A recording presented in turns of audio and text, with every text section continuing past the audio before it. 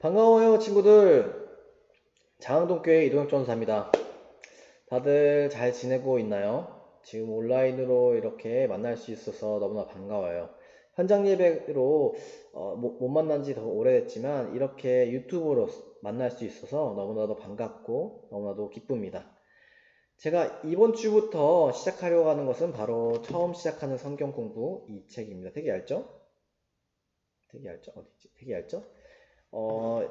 얇고 이제 가볍게 되어 있기 때문에 쉽게 더 알아보면 좋을 것 같아요. 우리가 이제 학교는 개강을 하고 지금 한창 개강했을 겁니다. 개강하고 이제 뭐 중고등부 친구들은 뭐 개학을 했을 겁니다.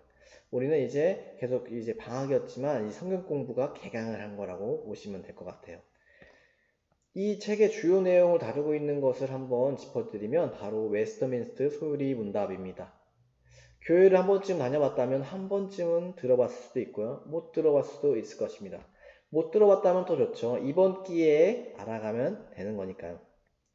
이 소요리 문답은 이 웨스트민스터 신앙 고백서, 이 고백서를 좀 더 쉽게 가르치고 배울 수 있게끔 107개의 질문과 대답으로 구성되어 있습니다.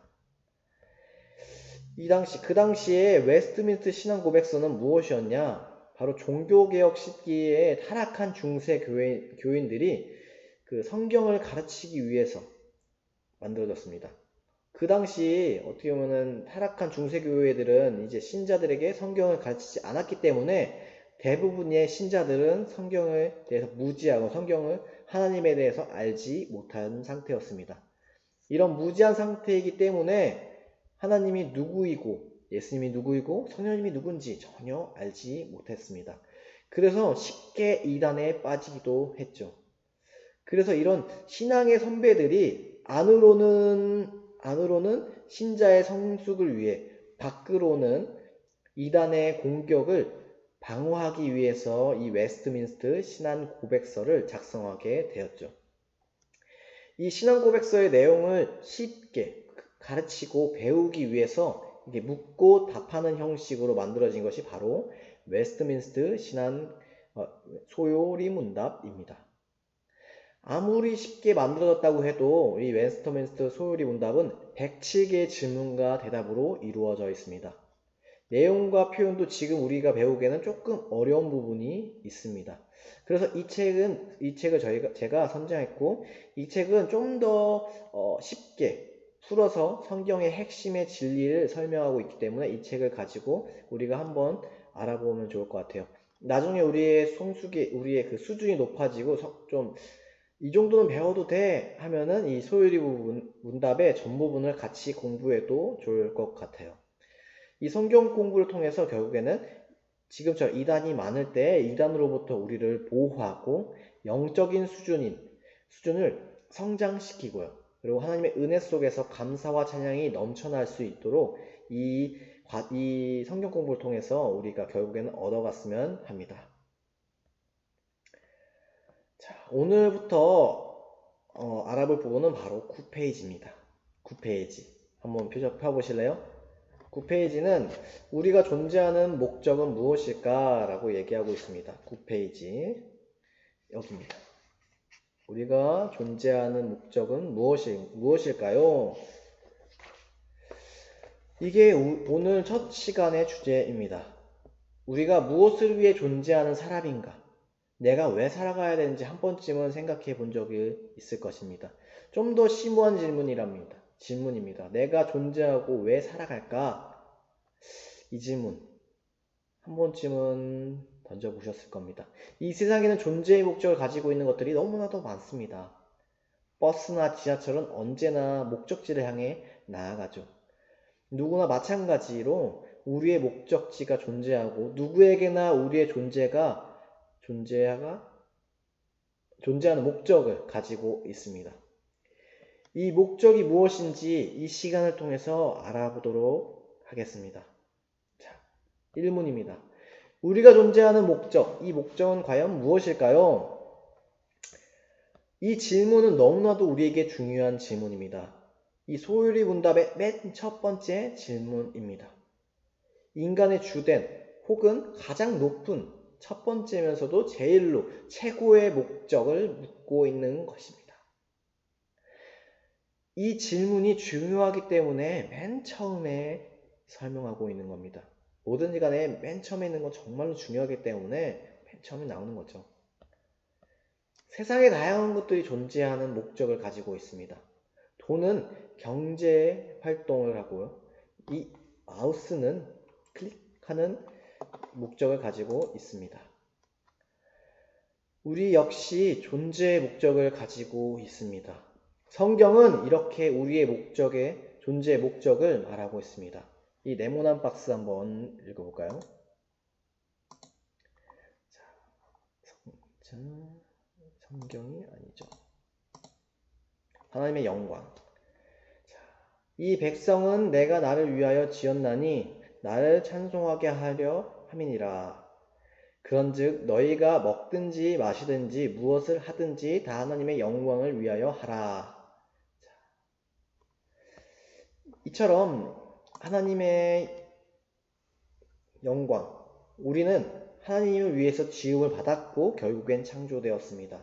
하나님께 영광을 돌리기 위하여 창조된 것입니다. 그러므로 우리의 존재의 목적은 결국엔 하나님의 영광을 돌리고 하나님의 영화롭게 하는 것이 바로 우리의 삶의 목적입니다. 이런 분명한 목적이 우리에게 분명히 있습니다. 정말로요. 이 목적을 가지고 살아가야 합니다. 근데 이 목적을 잃고 살기도 합니다. 우리가 이 목적을 잃고 산다면 과연 어떻게 될까요? 우리는 세상을 살아가다 보면 이런 목적을 쉽게 잃어버리곤 합니다.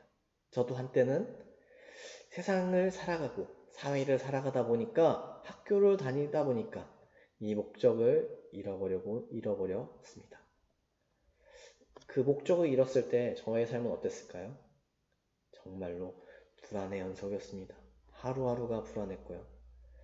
하루하루가 너무나도 허무하고 가질 것 없었습니다. 목적을 잃었을 때의 사람은 정말로 불안해합니다. 내 인생에 답이 없는 것 같아 보이고 하루가 밝았는데 하루 아침이 다가왔는데도 무기력하고 일어났는데도 무기력하고 내가 살아가야 하는 이유를 알지 못합니다. 그래서 그 이유를 다른 곳에서 찾으려고 합니다. 다른 곳, 바로 돈을 벌기 위해서 난 산다. 내 주변에 사랑하는 사람들을 위해 산다. 내 행복을 위해서 살아간다. 라고 말하면서 그런 다양한 이유들을 가지고 목적을 가지고 살아가려고 합니다. 다 이런 것들 다 중요하고 소중한 가치들입니다. 중요한 가치를 가지고 있는 거 분명합니다. 그렇지만 그것에는 한계를 가지고 있습니다. 한계가 있습니다. 결국에는 답이 될 수 없다는 것이죠. 돈 때문에, 사랑하는 사람 때문에 결국엔 상처를 받고 결국에는 내가 정한 그 목적을 달성했는데도 불구하고 계속 불만족스럽습니다. 계속 다른 것을 추구하게 됩니다. 다른 무엇인가를 계속 추구하고 그러다 보니까 내 마음의 상태가 불안정해집니다. 불안해집니다. 그 끝에 결국엔 어떻게 됩니까? 결국엔 모든 것이 부질없다. 부질없고 허무해지는 상태, 번아웃 상태까지도 이르게 될 것입니다. 그래서 사자성어로 인생무상이라는 말도 있는 거죠. 이처럼 목적이 없는 사람은 지금 무엇을 하고 있는지 그 자체에 대해서 불안감을 가지고 살게 됩니다. 그러나 우리는 분명한 목적을 가지고 있는 사람들입니다. 그 목적은 바로 하나님의 영광, 이 하나님의 영광을 위해서 존재하는 사람이라는 것입니다. 이것을 잃지 않았으면 합니다. 이것을 잃지 않고 우리의 삶 속에서 언제나 마음 속에 품고 살아가는 한 주가 되길 원합니다. 그렇다면은 이 하나님의 영광스럽게 하는 방법, 영화스럽게 하는 방법은 과연 어디서 찾을 수 있을까? 이 방법에 대한 질문은 바로 2문, 두 번째 질문에 있습니다. 하나님의 영광스럽게 하는 방법은 어디서 찾을 수 있을까요? 자, 첫 번째 질문을 통해서 우리는 존재하는 이유를 알게 되었습니다. 하나님의 영광을 위해 존재한다는 것을 알게 되었죠. 그런데 이 하나님의 영광스럽게 하는 방법을 우리는 알지 못합니다. 이 방법은 우리 스스로는 전혀 절대 알 수 없습니다. 작은 개미가 사람을 알 수 없는 것처럼 작은 우리 인간이 큰 하나님을 알 수 없는 것처럼요. 작은 존재가 큰 존재를 이해하기 쉽지 않습니다. 그래서 하나님은 계시라는 것을 우리에게 주셨습니다. 계시란 숨겨진 것을 밝히 드러낸다는 뜻을 가지고 있습니다. 이 계시도 두 가지가 존재합니다. 두 가지가요. 바로 일반 계시, 두 번째는 특별 계시입니다.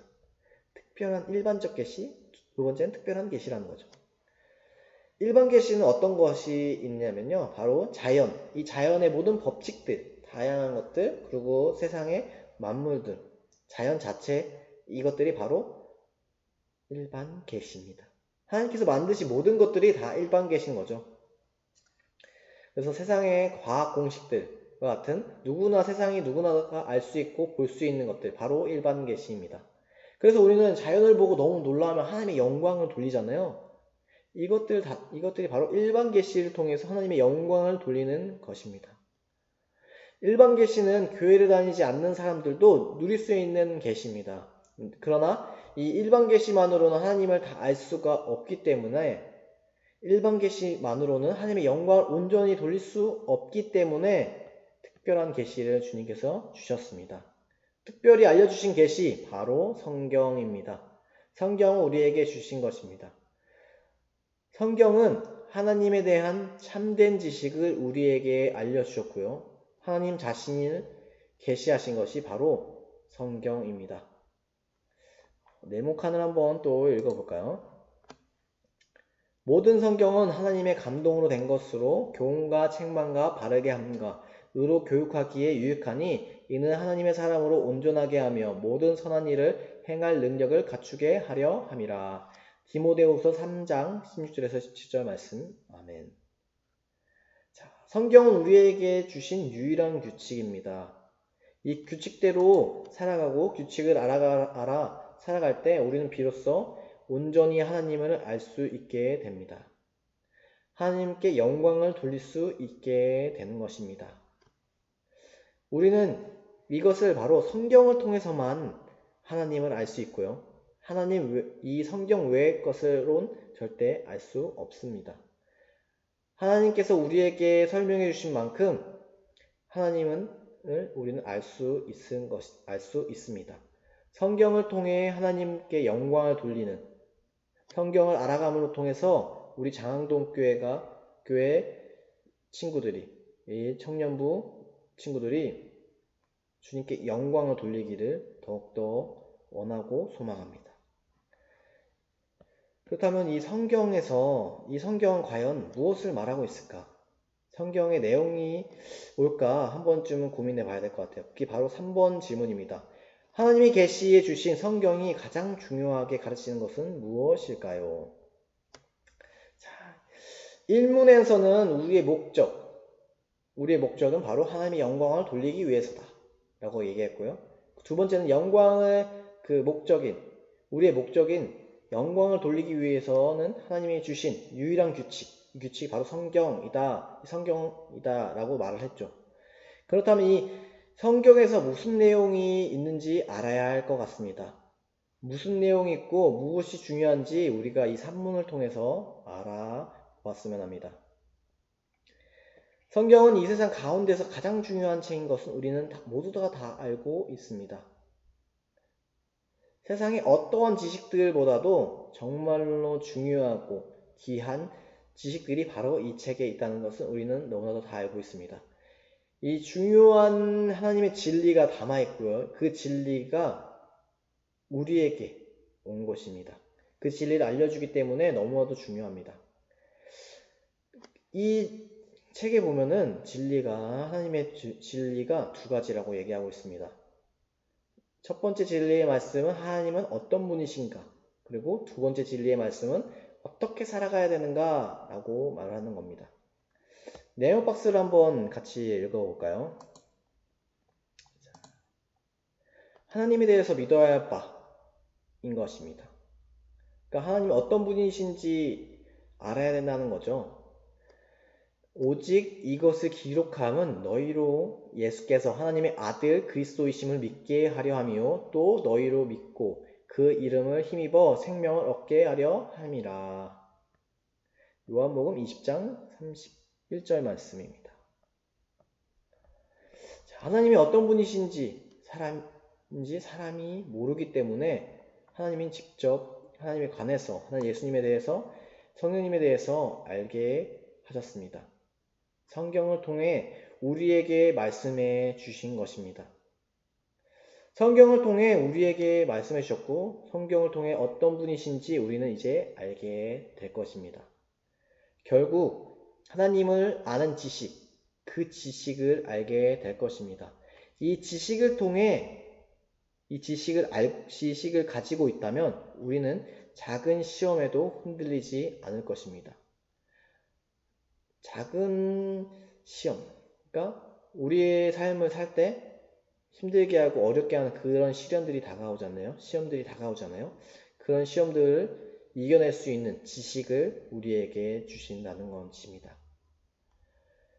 두 번째 진리의 말씀은 이 가로입니다. 하나님께서 사람에게 요구하는 의무입니다.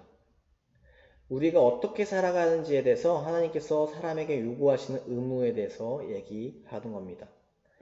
사람아 주께서 선한 것이 무엇임을 내게 보이셨나니 여호와께서 내게 구하시는 것은 오직 정의를 행하며 인자를 사랑하며 겸손하게 내 하나님과 함께 행하는 것이 아니냐. 미가서 6장 8절 말씀. 아멘. 하나님이 원하시는 우리의 의무는 무엇인가? 참 신앙은 그 믿음의 대상에 요구하시는 것을 듣고 행하는 것입니다. 단순히 듣고 가만히 있는 것이 아니라 듣고 행하는 것입니다. 듣고 움직이는 것입니다. 단지 책임감으로 의무적으로 행하는 것이 아니라 주일이면 의무적으로 책임감으로 예배를 드리고 교회 가는 것이 아니라는 말입니다. 바로 내가 따를 대상, 내가 사랑할 대상을 알아야 한다는 것입니다. 알아야 되고 그분이 무엇을 좋아하고 그분을 따라서 살아갈 때 더욱더 주님을 믿고 의지하게 된다는 것이죠. 그것을 알아야 그분의 성품에 감동할 수 있게 되고요. 그분의 한 일에 감사할 수 있게 될 것입니다. 자발적으로 그 말씀을 따라서 살게 될 것입니다. 따라서 살고 싶어지게 만들 것입니다. 그것이 바로 참 순종이고 참으로 자유한 신앙인 것입니다. 이처럼 성경은 우리에게 하나님이 누구이신지 하나님을 아는 지식을 우리에게 전달해 주었습니다. 또한 우리가 이 세상에서 어떻게 살아가야 하는지에 대해서 충분히 알려주고 있습니다. 성경을 소중히 하고 성경이 가르치고자 하는 것을 내 마음속에 새기는 우리 한 주가 되기를 기원합니다. 한 주가 되기를 원합니다. 정말로 성경이 우리에게 가까이 있기를 원합니다. 주님이 주신 그 계시인 성경이 우리의 마음속에 항상 내 옆에 내게 자기 전에 한 번쯤 더 보는 성경책이 되기를 원합니다. 정리해 보겠습니다. 오늘 우리는 존재하는 목적을, 살아가는 목적을 알아보았습니다. 우리가 존재하는 목적, 살아가야 되는 목적은 바로 하나님의 영광을 돌리기 위해서입니다. 이 목적을 잃었을 때 우리는 불안에 빠지고 허무함과 허망감에 빠지게 될 것입니다.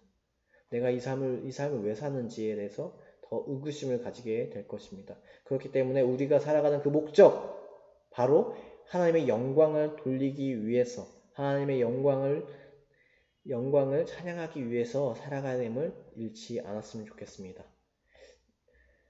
이 영광을 돌리기 위해서는 바로 이 성경을 더 알아가야 될 것입니다. 성경을 알아갈 때 우리는 하나님의 영광을 돌리는 방법을 더욱더 알아갈 수 있을 것입니다. 배운 것을 잃지 않고 오늘 이렇게 배운 것을 잃지 않고 더욱더 한 주를 살아가는 우리 친구들이 됐으면 좋겠습니다.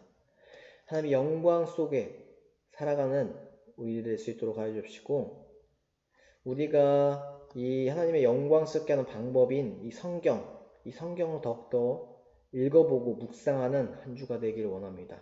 먼저 읽으면서 하나님을 더욱더 만나고, 더욱더 읽으면서 하나님의 영광을 체험하는 한 주가 되기를 저와 우리 친구들이 함께 기도했으면 좋겠습니다. 자, 그러면 이 상황 속에서, 이 코로나 상황 속에서도 예배는 어렵지만 성경 읽기만큼은 더 쉽고 더 묵상하긴 더 쉬울 겁니다.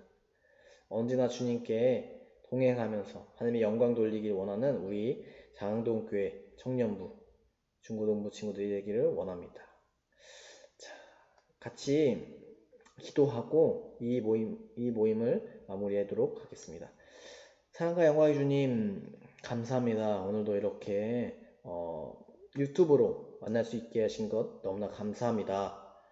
주님, 이 코로나 상황 속에서 예배는 드리긴 어렵지만 이렇게 유튜브로 이렇게 모임을 할 수 있게 하시고, 이 모임을 통해서 주님을 더욱더 알아갈 수 있게 하여 주옵소서. 이 모임이 지금 일회성이 아니라 계속 꾸준하게 이루어질 수 있도록 하여 주옵시고, 이 모임을 통하여, 이 성경 공부를 통하여 더욱더 주님을 알아가고 주님의 영광을 드리는 방법을 더욱더 알 수 있게 하여 주옵소서. 우리가 하는 그 존재의 이유, 바로 하나님의 영광을 돌리는 것입니다. 하나님의 영광을 돌리는 삶을 살게 하여 주옵시고, 하나님의 영광에 들리는 목적이 적힌 그 성경을 더욱더 묵상하고 예배할 수 있도록 하여 주옵소서. 묵상하고 더욱더 읽어볼 수 있도록 하여 주옵소서. 주님과 함께하길 원하며 모든 말씀 살아계신 주 예수님 이름으로 기도드렸나이다. 아멘. 자, 다음 주에도 또 만나요. 반갑습니다.